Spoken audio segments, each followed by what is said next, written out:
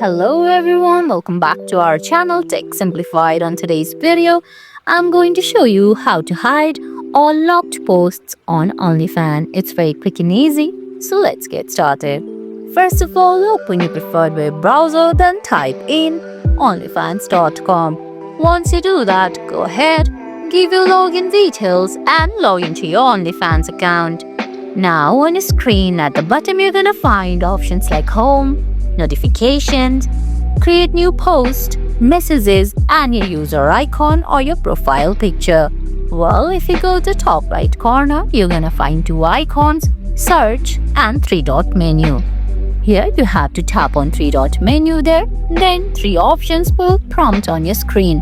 Options saying hide all locked posts, hide all promotional posts, and hide or show the profile banners. Select the first option, which is hide all locked posts. And guys, that's it. That's how you hide all locked posts on OnlyFans. I hope you found this video helpful. If you did, please give it a thumbs up, leave a comment, subscribe to our channel and hit that bell icon. See you in the next video. Thanks for watching.